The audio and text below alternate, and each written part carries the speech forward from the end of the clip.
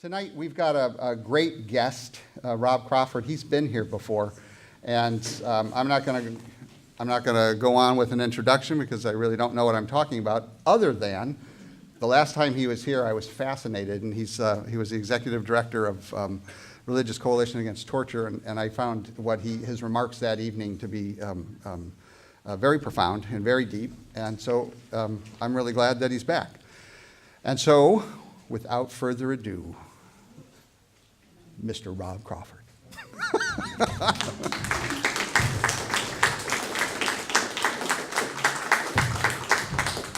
Hi, everybody. Good to be here. Thank you, Rich. Thank you to the University Temple and to all you good people at the Common Good Cafe. Well, my topic tonight is war, morality, and legitimacy. War, morality, and legitimacy. Is that better? Yeah. Great. It's a small topic, really. We should be able to dispatch with it in about an hour and a half. Anyway, I know that you would all prefer really to be talking about the hijacking of our government. So it's really great that you're actually coming to talk about war tonight. Talking about war is an endless task, really, because we live in a society in an era of perpetual war. And the task before us is always try to understand it, understand how that war system works, what kind of a culture supports it, where the tensions are in that system, where there are openings.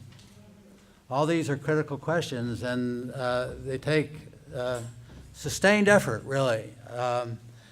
And I feel, as I imagine all of you do, even though you have been addressing this question probably most of your lives, a perpetual beginner in this task. It is a difficult one.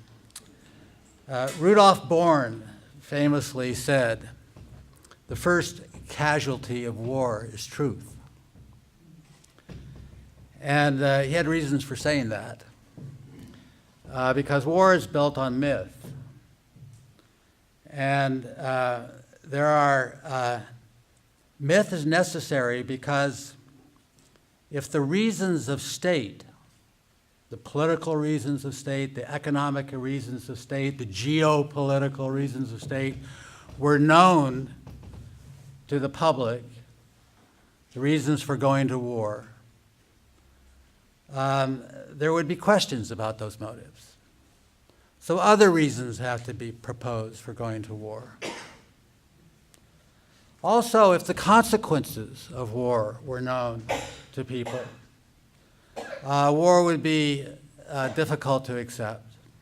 That is, if the truth of war were to be known, somehow known, witnessed, experienced, close up, imagined from inside the victims of war, both the soldier and the civilian victims of war, would we turn to war so quickly?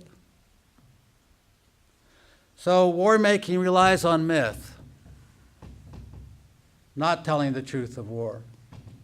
Ideas about the world. A myth is a powerful thing.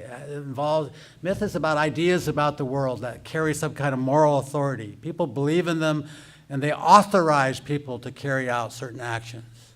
Myths are powerful. They're symbolic. They have deep roots in the culture. So what I'm arguing, first of all, a premise argument, you might say, is that myth is essential for war making. It's essential for war being perceived and experienced as legitimate. There are many myths that we could talk about that are part of the war culture. We could talk about probably one of the most unassailable myths of all in American culture, I think, which is the myth that a strong military is the bedrock of national security. That goes deep, and it's a long discussion about that, and there's a lot to say about it. There's also the myth of noble sacrifice. That is the idea that killing and being killed is somehow a sacred act.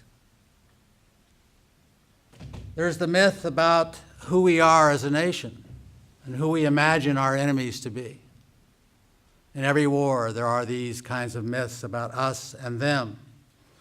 And of course, there's the well-known myth of American exceptionalism, the ideal that America is represents in the world ideals of freedom, keeping peace, democracy, and the like.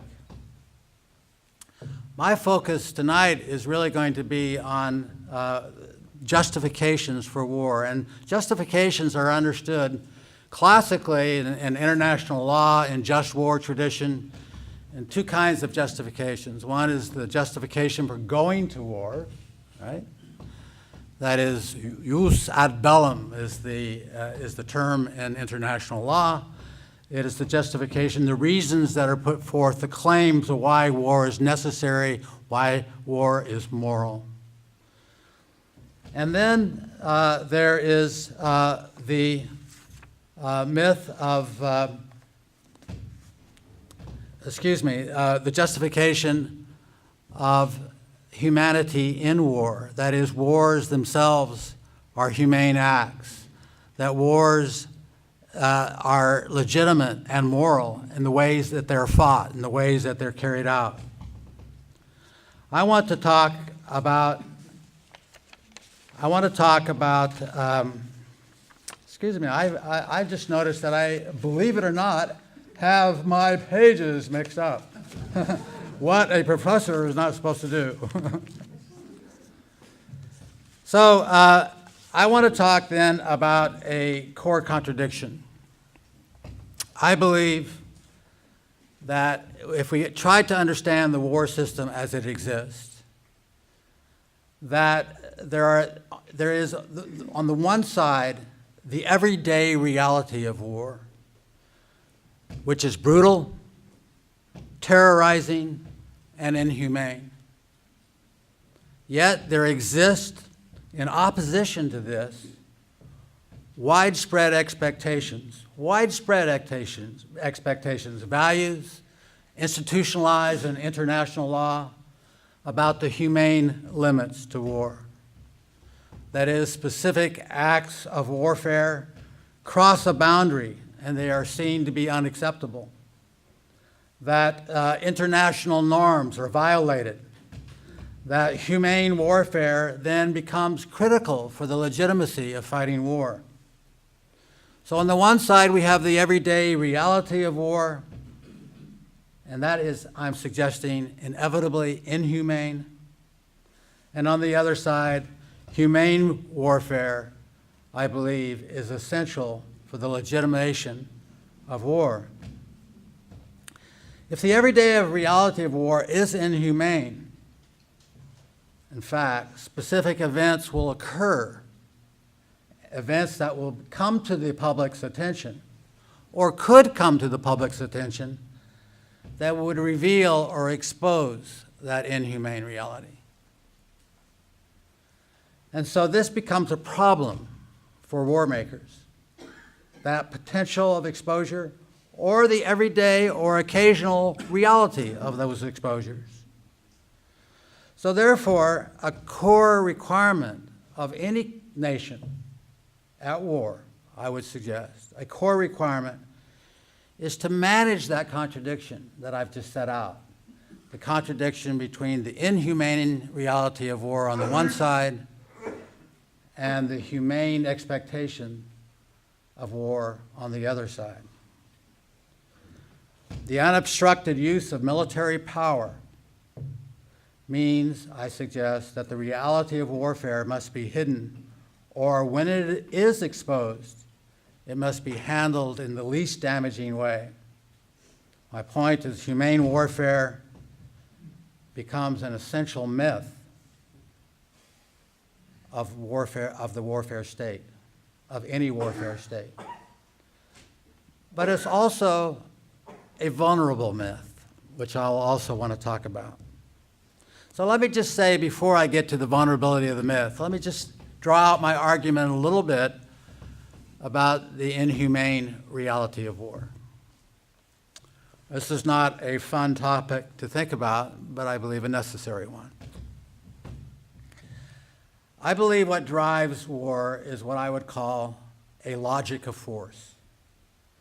It's a logic of pure instrumentality.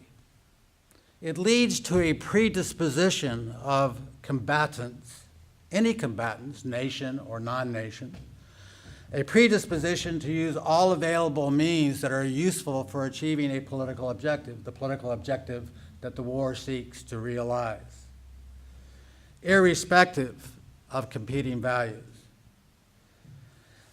War is about sending a message, we are told. It's always about communication, and that message is that resistance to superior military power is too costly and ultimately futile. The objective in war is to inflict as much damage as possible on enemy forces, and by extension, on economic, political, social resources that contribute to an enemy's ability or willingness to fight. The aim is to kill, wound, terrorize, incapacitate human beings, either combatants or the civilians who support them. Entire societies become targets. What I'm saying and proposing to you is that war knows no limits. But I'm immediately going to qualify that. It knows no limits as long as there are no damaging political costs to the exercise of that force. Also, there are other kinds of limitations we could talk about, the limitations that come from the demand of reciprocity. If we don't torture your prisoners, you won't torture our prisoners. That would be a kind of reciprocity that nations agree upon, sometimes in order to limit the response. My point, if we were to be honest about the history of war,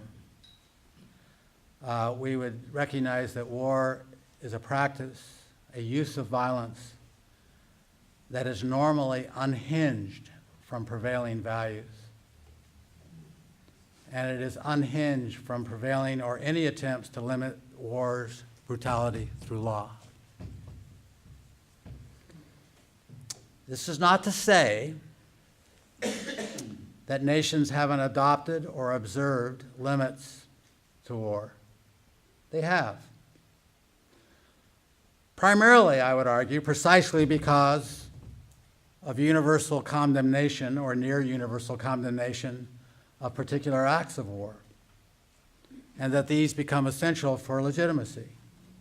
There's even a paradox that one can easily discover, that nations promote humanitarian values and promote international humanitarian law, and at the same time violate exactly what they're promoting.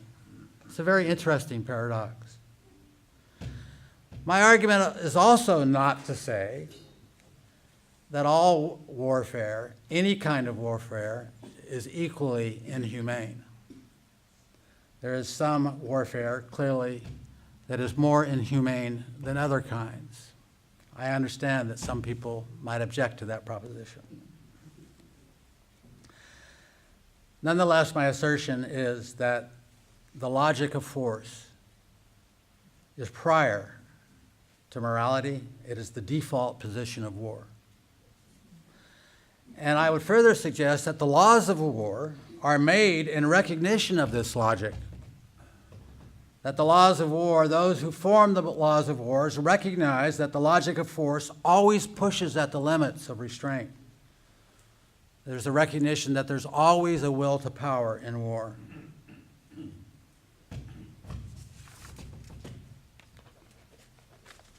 Historians have coined the phrase total warfare to describe the wars that know no limits. Sectarian civil wars are a good example, race wars, genocidal wars, colonial wars against nationalist movements. We know that history is full of brutal dictators with blood on their hands. But I suggest that there's perhaps too much comfort too much comfort in blaming the inhumanity of wars on others. Too much of an exoneration is to focus solely on the brutality, for example, of America's enemies. Now, I also recognize if we were to take this honest history of war and hold the mirror up to ourselves, that many people, and perhaps most people in America, would have a very difficult time with that proposition, that America too commits inhumane acts and wars. First of all, nationalists, right-wing, most veterans groups would be openly hostile to such efforts. One only has to remember the effort of the Smithsonian to show the exhibit on the Enola Gay in 1995 about the dropping of the atomic bombs on Hiroshima and Nagasaki and the kind of uprising of opposition against that attempt. I'll never forget a few years ago, several years ago now actually, when I was visiting my uncle who was a veteran of the Pacific War and suddenly grabbed me by the shoulder, and I didn't know what I said, if I said anything, but he said, "Rob, do you know that if we had not dropped the atomic bombs on Hiroshima and Nagasaki, I would not be here today talking to you? We would have had to invade Japan," he said. This myth of the often said to be estimates of over 200,000 American casualties if the U.S. was required to invade Japan was used by Truman, it was used by subsequent presidents, and justifications of the dropping of the bomb. So an honest history then would have to cover a lot of ground that I can't cover in such a short presentation here. We'd have to talk about World War II, a war with extraordinary brutality on all sides. German war policy, extraordinarily brutal. Soviet war policy in response to Germans, extraordinarily brutal. But so was the British and American war policy. I give you the primary example of area bombing of cities, the German and Japanese cities, and not just bombing, but fire bombing designed to create fires that would create firestorms, cause human fatalities. It was an early version of napalm that was actually used. And these bombings occurred primarily by America in the Pacific, primarily by Britain and Europe, and they caused hundreds of thousands of civilian deaths. And they were intended to. Of course, in the Pacific, that policy resulted in Hiroshima and Nagasaki. We would also have to talk about the logic of the Cold War, which was continued this kind of total war paradigm. It was interesting that I found a quotation in a secret 1954 report to President Eisenhower. It was the Doolittle Commission. And I want to just quote a phrase from this, and it was in reference to the claim that the Soviet Union was seeking world domination. Quote, "It is now clear that we are facing an implacable enemy whose avowed objective is world domination by whatever means and whatever cost. There are no rules to such a game. Hitherto acceptable norms of human conduct do not apply. If the U.S. is to survive, long-standing American concepts of fair play must be reconsidered. The nation must adopt tactics more ruthless than those employed by the enemy." Well, the history of the Cold War demonstrates that that was taken very seriously.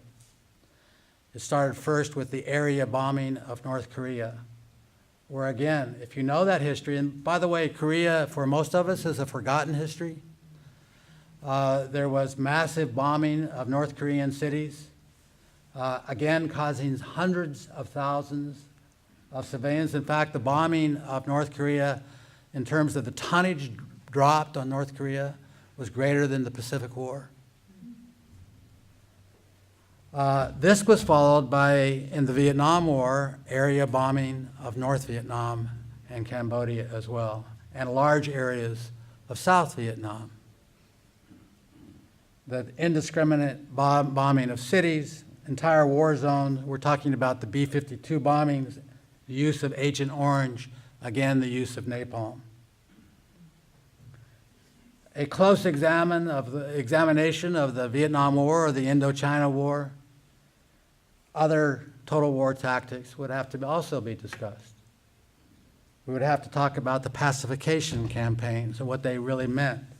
We'd have to talk about something called the Phoenix Program, which involved the assassination and torture of the, quote, civilian infrastructure of the Viet Cong. We'd have to talk about free fire zones, use of airstrikes, calling in. Nick Terse has written a new book that you might, I shouldn't say enjoy reading. I doubt you would enjoy it, but it's an important book. It's called Kill Anything That Moves.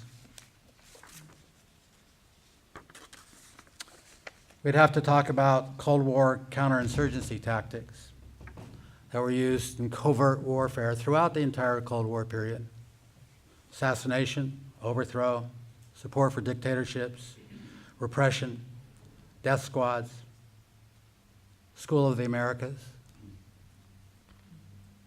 training of military personnel.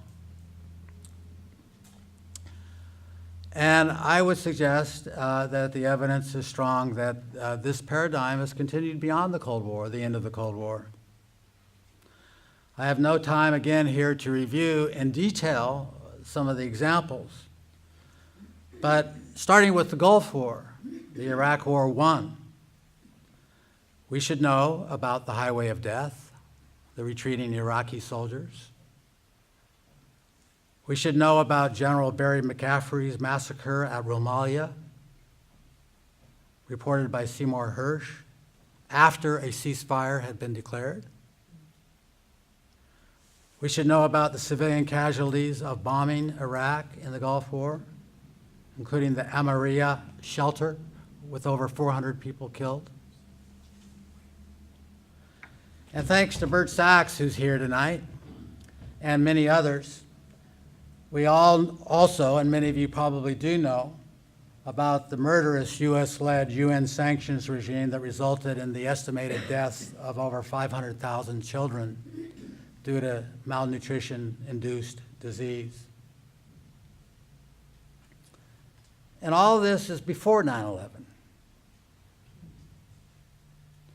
Now, before you run from the hall, I think I want to also tell you about the other side of this equation, the other side of the contradiction. And I'm serious actually in terms of running from the hall, because a really careful discussion of all this is depressing. It's hard. It's a difficult subject. I know that in my anti-torture work, for example, talking about torture is something that a lot of people just don't want to talk about, even though they know it exists, even though that they know that they're strongly opposed to it. Talking about it and talking about how it came about, how it works, is something that people are too uncomfortable with often to deal with. And I understand that. I'm not being critical, but it's difficult stuff. It's difficult for me. But let me talk a little bit about humanitarian sensibilities, what I call humanitarian sensibilities. Despite much evidence to the contrary, I believe that inhumanity in war troubles the human spirit.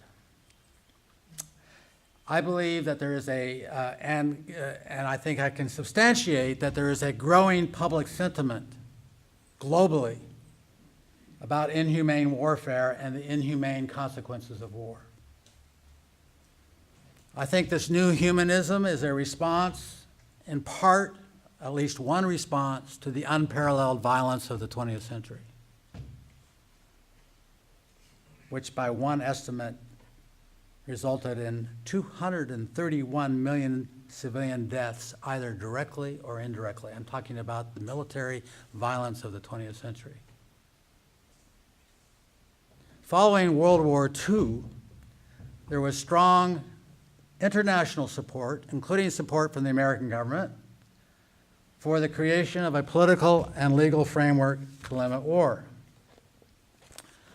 The Nuremberg trials, the Nuremberg principles that came out of those trials, the UN Charter, the Universal Declaration of Human Rights, the concept of war crimes, the concept of crimes against humanity, the conventions against torture, the additional conventions, the Chemical Weapons Convention, later in the 1990s, the creation of the International Criminal Court, tribunals for war crimes in former Yugoslavia and Rwanda. These have all been developments since World War II, and these developments have been significant developments.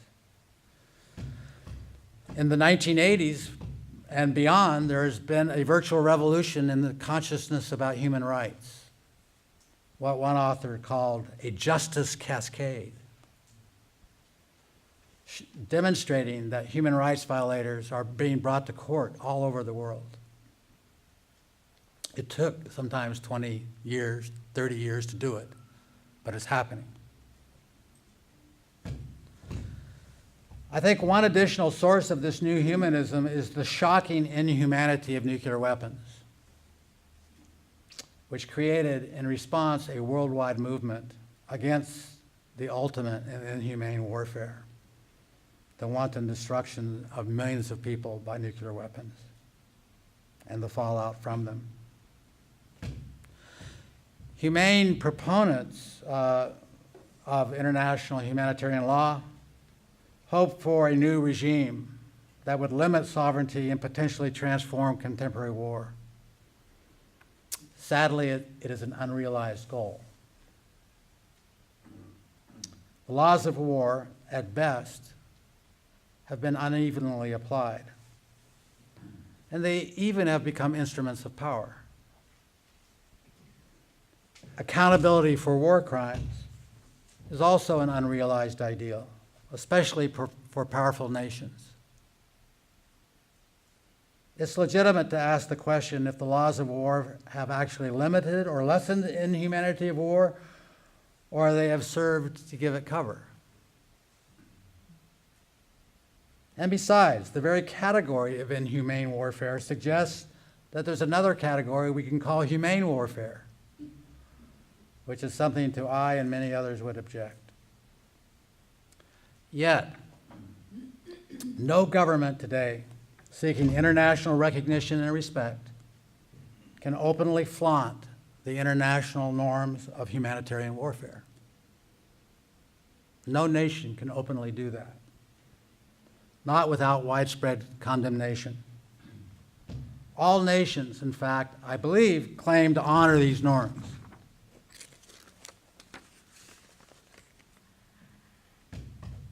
Moreover, there's been a system created of international, national, non-governmental organizations that track, report, publicly condemn violations of human rights and international humanitarian law.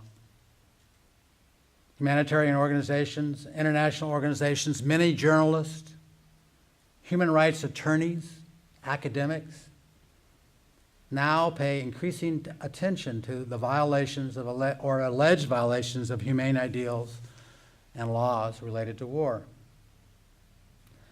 So for states that rely on war, that use war as an instrument of policy, which is what we mean when we talk about living in a warfare system, for these states, the realities that I've just been talking about are a problem that needs solving, needs attention. And if we're talking about the American government, especially for the American government, because the American government portrays itself as a leader in the world in terms of a series of values, a whole series of values about humanity and humanitarian values, that we protect humanitarian values and humanitarian law. And indeed, since the 1990s, humanitarian ideals have actually come to be employed to justify war. So humanitarian intervention, it's the subject that divides those of us who have humanitarian sensibilities about war. No one finds comfort in being a bystander to atrocities.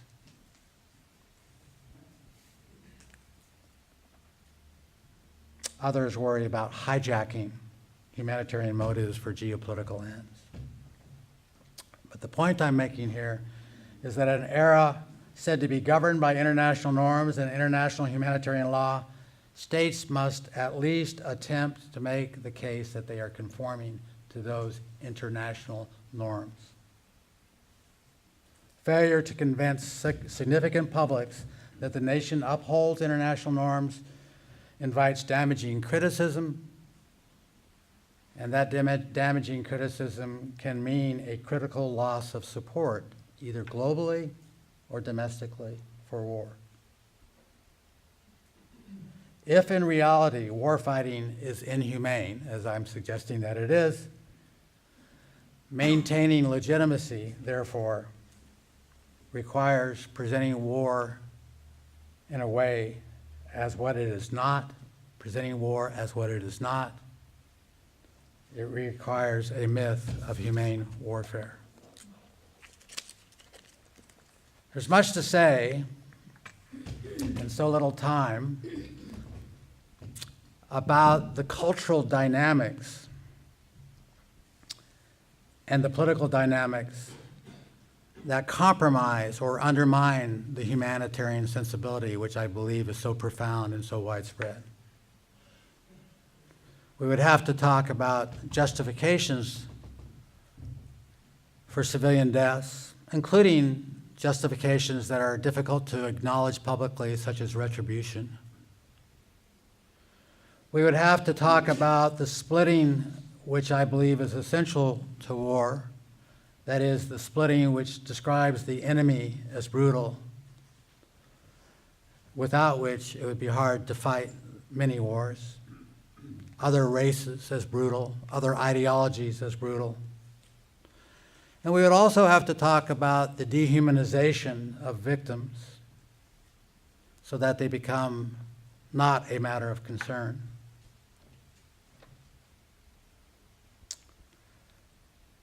So there's much to say about how the dynamics, cultural dynamics, compromise or undermine the humanitarian sensibility. There's also, I think, much to say about how certain events, war events, break through the denials, break through the cover-ups, and become public. Atrocities.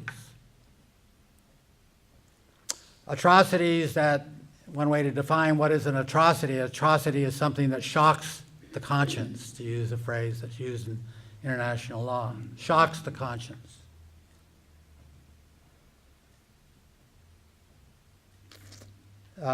I would suggest, by the way, I've worked on, as I said, on the torture issue for several years now.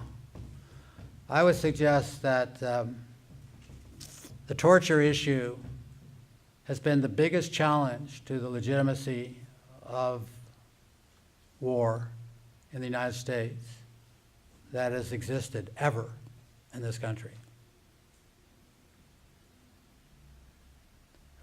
Some might say, well, what about My Lai? Well, if you look at the history of My Lai massacre in the Vietnam War, it came to public understanding a couple years after it happened, and ultimately it was understood in terms, or framed in terms of individual soldiers acting in a brutal way, not as policy, and successfully framed that way. No other event that I know of, other than Hiroshima and Nagasaki, no other event post-World War II has revealed that an inhumane act of war, torture, a war crime, after all, was authorized at the highest levels of the U.S. government. by the President, by the Vice President, by the Secretary of Defense. And that's extraordinary. When you actually begin to think about the implications of that knowledge and how that knowledge has been reverberated around the world and what it did to the American polity for several years, is extraordinary. That's why I believe, by the way, that the challenge of that, what I call a legitimacy crisis, which started with Abu Ghraib, by the way, but really Abu Ghraib was relatively successfully handled by the government, managed, but Abu Ghraib sparked a whole series of revelations that built the torture crisis through 2006, 7, 8, and 9. And that's why I believe, by the way, that President Obama had to end torture. Whether or not he believed in it, I don't know what's in Obama's mind. But politically, I argue that he had to end torture. It was a legitimacy. It was absolutely essential for the legitimacy of the United States and world affairs to end U.S. torture. But it is also why President Obama said we have to look forward, not backward, and did everything in his power successfully to date to suppress any accountability for the commission of war crimes by those who authorized torture.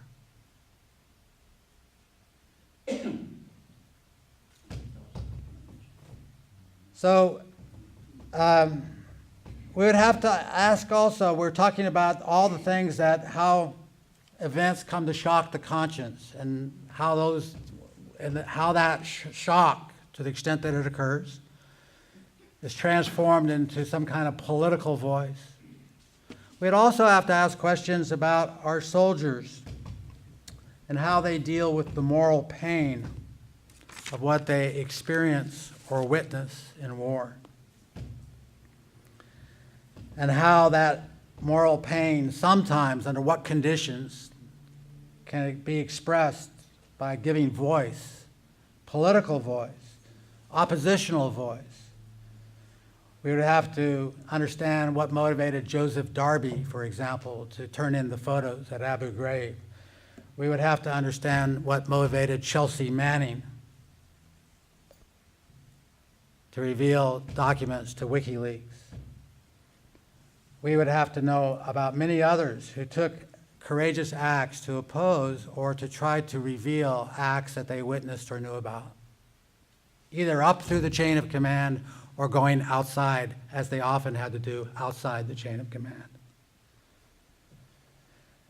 We would also have to recognize the role of military lawyers, who actually many believe, in fact, dearly, and stand up for the laws of war, and attempt to uphold them against strong opposition from their superiors, like Alberto Mora did, the chief legal counsel at Guantanamo, against Rumsfeld.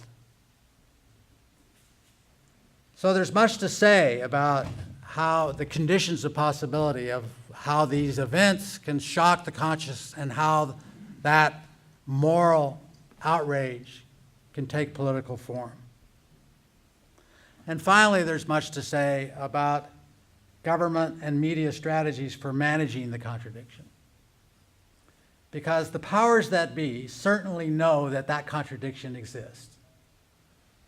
And there is a huge apparatus to control information, to manage information, and present information to the media to make a war appear as it is not, in fact. So we would have to talk about the control of information. We would have to talk about things like control of access to war zones for journalists. We would have to talk about the intimidation that exists of independent journalists.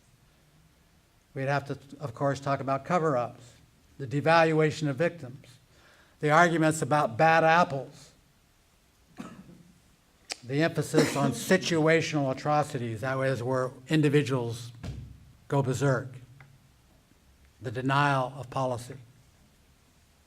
We would have to especially talk in today's world about the ideology, I call it an ideology of precision weapons. the claim that weapons only kill combatants and minimally, if at all, kill civilians, that they can zero so precisely into their target that the question of inhumanity of these acts are put aside. So in the time remaining, which is about 1 minute, we're going to turn to discussion of these propositions, and you're going to, I guess, break into groups to do this. And so I have, you don't have to follow these question guides, but I have 3 questions for you that I personally would like to hear your response to. I mean, I want to hear your response to everything I've said. If I've outraged you, if I've shocked your conscience, I want to hear that. But the 3 questions are this. Is it possible to build a politics for peace founded on the principle that war is inhumane? Is it possible? That is, that war constantly reveals itself as inhumane. Can the legitimacy of particular wars, this is all the same question, can the legitimacy of particular wars be brought into question around inhumane practices or war in general? Big question. So if you run out of time on that one, try this one. What would, secondly, what would be the elements of such a politics? What would be necessary to make a politics around inhumane warfare a viable politics? What would have to go into that? I have some ideas, but I bet you do too.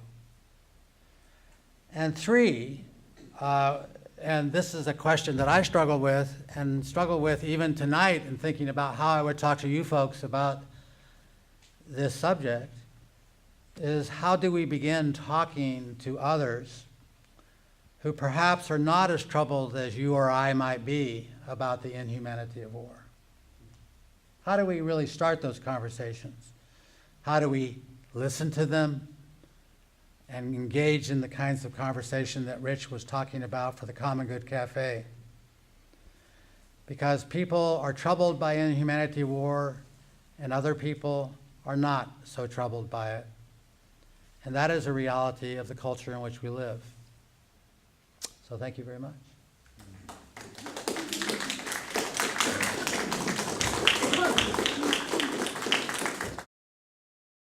Let me hear some of the things on your mind. I think most of the people in our group answered your first question, no. We don't think war can be solved on a political level. We think that it's a symptom of a deeper problem that has to do with how people understand what human life is about, how the kind of economics, that can a nation like the United States exist without war? The way we operate, and the answer we think was no. One other brief statement, you talked a lot about the mythology underlying war making. It strikes at least me that if you're going to be involved in peacemaking, that also requires a mythology. And the question is which mythology you want to relate to, Right. whether that's true or false for you. Wow, great comment.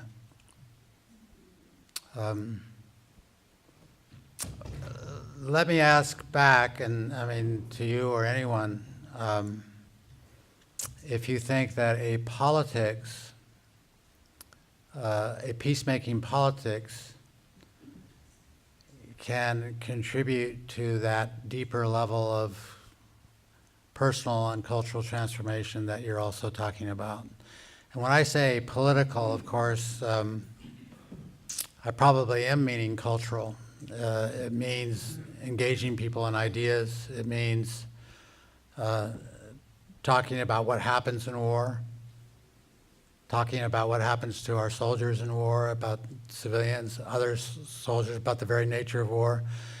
And I imagine it, the challenge, those elements of peacemaking, the paradigms, the logics, if you will, that are enough to challenge effectively or even begin to challenge the logics of war, that there are many, many dimensions of it. And I would imagine that they would in some way feed each other. So, thoughts about that? Anyone?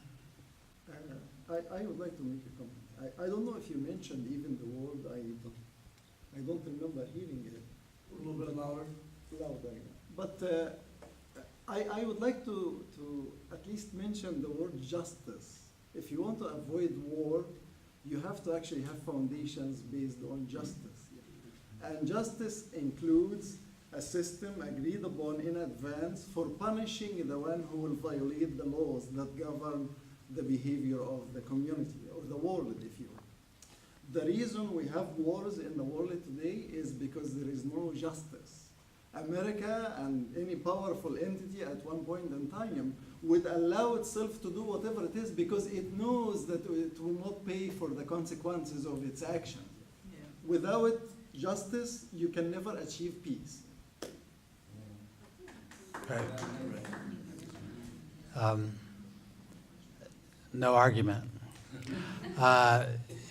Just one question, though. Is the killing of people, either soldiers or civilians, in the name of economic, geopolitical goals, a question of justice also? Justice is not only for one, but justice is economical, is environmental, is social, is Yes. in every sense. And it's human. It's the question of the human consequences of what we do.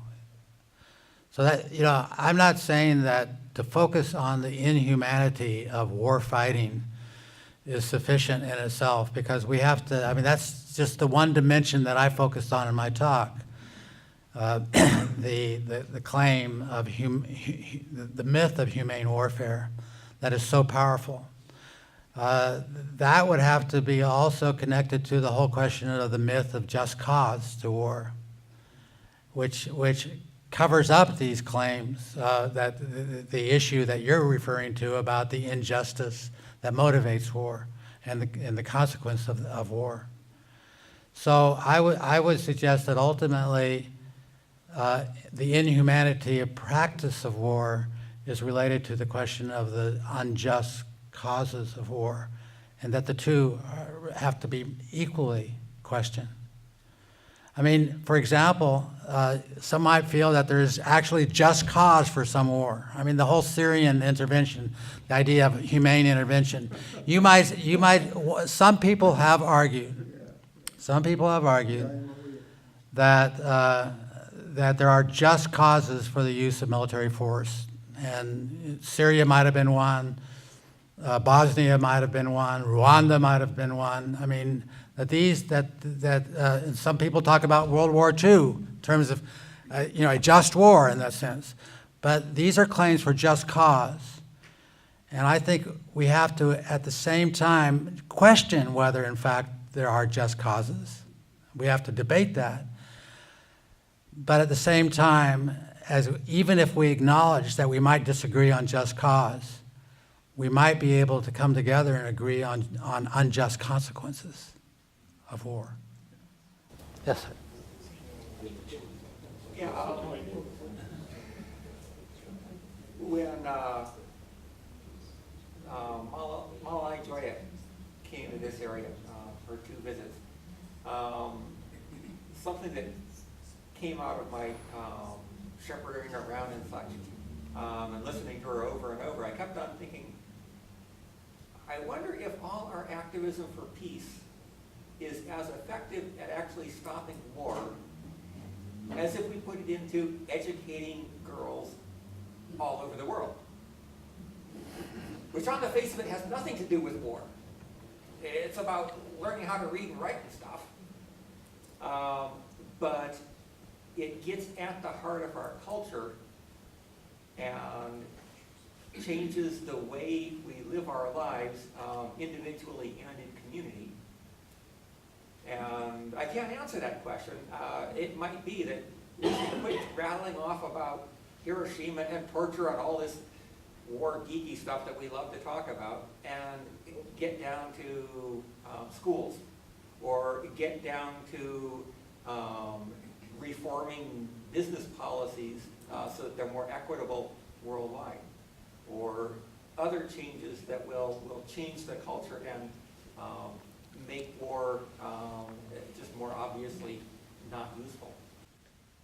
I believe we're in a multi-generational struggle, and education is at the heart of it, clearly. If we don't change the way we teach our children about war, then we're always going to be behind on this question.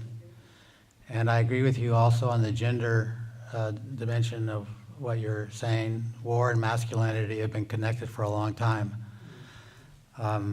But I also remember the Golda Meirs and the Margaret Thatchers of the world. So I'm not entirely comfortable with, sorry to do that. Yes, ma'am. I think we're getting closer to turning off the faucet instead of mopping the floor.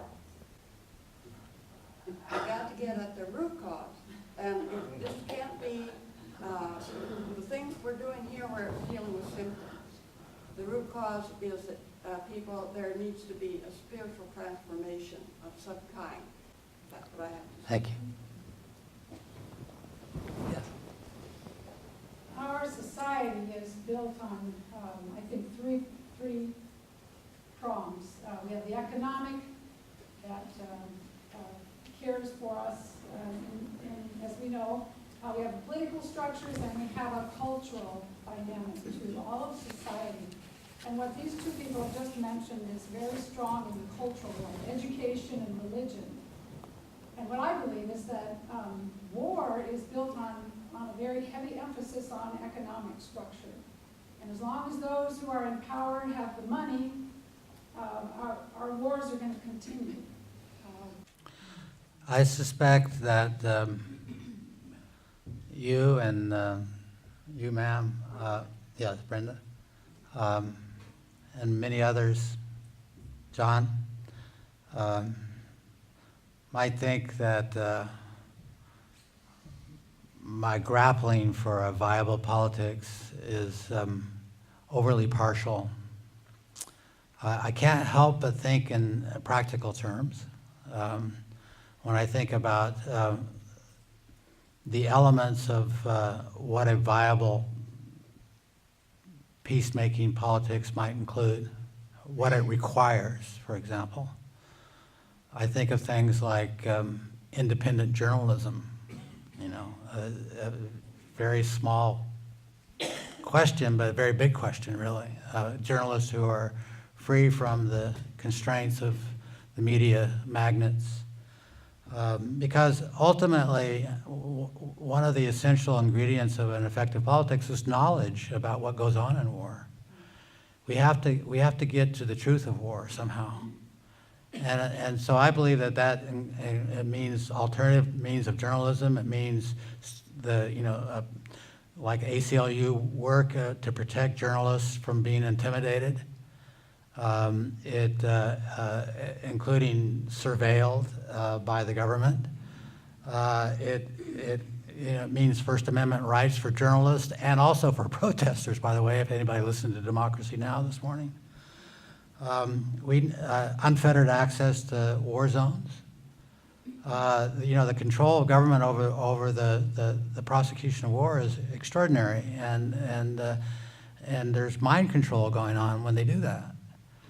And so, I understand what you're saying about basic spiritual transformations, one-on-one, but there's also politics. And who would have guessed that? And I know I go back to Vietnam, but who would have guessed that such a powerful anti-war movement would have been created? Who would have thought it? And then something that came to be labeled the Vietnam syndrome, that is the extraordinary reluctance of Americans to go to war in far-off places because of what Vietnam represented to them. Who would have predicted that 1 million people would have showed up in New York in, 1982 to protest nuclear weapons? And that there was a global movement against nuclear weapons. I mean, these things don't stop war, but they're extraordinarily important in moving a culture to understand war in a different way. Who would have predicted, I mean, even very small things like the church, I mean, the small things, but not so small, I think, the church committee that was created in the 1970s to limit surveillance and check the covert power of the CIA and the FBI on Americans. Who would have who would have guessed that a Congress, an American Congress, would have stayed active on the question of war and passed something called the Boland Amendment in the 1980s that restricted Reagan from using congressional funds to fund the war in Nicaragua. And then when the government went around the Boland Amendment to investigate the government, who would have guessed that the Congress in 1998 fell just 10 votes short of closing down the School of the Americas? I mean, these things happen, and they happen over time. And we now look at the Senate Select Committee on Intelligence, which has issued a report on CIA torture. It's still secret. Will it make a difference? Well, maybe, maybe not. But these things, I believe, at a much more practical level, I understand, and limited, and not maybe getting to the core issues that many of you are talking about. I understand those core issues, those transformations. But nonetheless, my question is, do these things contribute in some meaningful way? Our group really talked about that. We looked at a war, okay, it just starts a lot earlier than when the incident, when we first start hearing about it. And that's beyond economics. You can talk about economics, you can talk about power, you can talk about all kinds of stuff, and how bad our government is and how bad other governments are. But when it comes down to it, it started many, many years. Take Ireland, take any place, I just say, give me an exception to this, that it didn't start a long time ago, and those people need to have people come in and talk to them about their issues. And instead of us saying, oh, this is so terrible, then we might have been able to stop Hitler a lot sooner. Then it got too big, then we needed to do something to save all of Europe. Wow. Yes, thinking towards the future. Extraordinarily important and difficult to do, isn't it? Very difficult. Andrew Bacevich, extraordinary writer about war, conservative actually, and a Catholic, argues that the current war in the Middle East is a war that God started a long time ago. He calls it World War IV, by the way. World War III he refers to as the Cold War. And he believes that it actually got started officially by President Carter, of all people, in 1979, when he declared that there should be a military response to any foreign power intervening in the Middle East, American national interest, right? And that meant eventually American troops, being in the Middle East, and bases were being built already by Reagan, et cetera. So the war was building up long before real wars, the Gulf War, and then Iraq War II and Afghanistan happened. Arguably going back long before 1979 and the move to control Middle Eastern oil right after World War II by the Americans, the British before that. So yes, history is not determining, but it certainly carries a weight that sometimes is hard to slow down that momentum. Yes, sir. I don't want to sound like a commercial for KDSP, but Saturday we're going to hear a good discussion about how our day-to-day choices in living unsustainably are causing the wars. It goes to veganism and how much more water eating hamburger takes. And we live in a lifestyle where we don't want to know it, but every time you make something extinct in some other country, you get to have a hamburger. I bought the transcript last night. Who is the guest? I don't remember. Is it Michael Parenti by chance? No, it's not. I like him though. Yeah, he's written a book about that resource wars are actually already occurring because of global climate change, and that these wars are absolutely going to be intensifying. The problem with this discussion, as I look around the room, is we're on one side of the equation, and there's nobody on the other side of the equation who's defending war. And war is a very profitable arrangement. And if Boeing were here, or GE were here, or Raytheon were here, we'd hear an entirely different discussion. They make money at war, and that's wrong. Yes, sir. Yes, sir. I have a question for you. You gave us so much information in your talk, and I'm used to thinking about these things in small pieces, try to deal with them, and it was kind of overwhelming as I listened. And Sorry. the picture, well, the picture that's presented is of a really huge deficit that our country has created, and a kind of deficit of justice or tribulation. And my question is, what kind of price needs to be paid for this to make it right? Does there have to be a price that's commensurate with the deficit, or you kind of suggested maybe that some little actions here and there can make a big difference, and maybe there isn't such a big price to be paid. All we have to do is change, and all this will be kind of forgiven or forgotten. I'd just like to know what you think about that. Great question.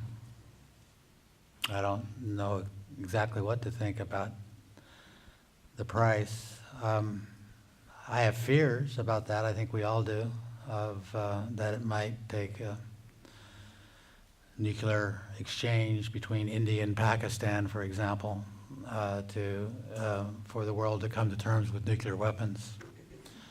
There was an article just about a year and a half ago in the Scientific American that documented that just a relatively minor nuclear war between India and Pakistan would create a nuclear winter. What will it take to shock this country out of its complacency about war? It's not only its complacency, but its deep investment in war. I've always believed that I've come to believe even stronger that we live in a war culture.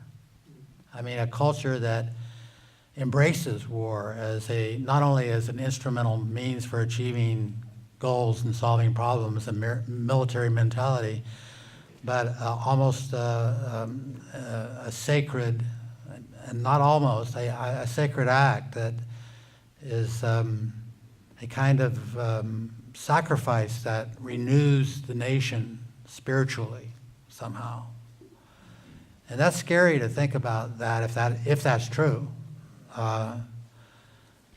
We know how deeply the media is committed to images of war and reporting war and celebrating war, and that gets reproduced in the education system. So I don't know what it takes. When I was talking about those small measures, I wasn't thinking about them as in any way as solutions, but just as small little movements that might lead to greater things. But one thing I do believe is that we can't predict history. We can't predict the future.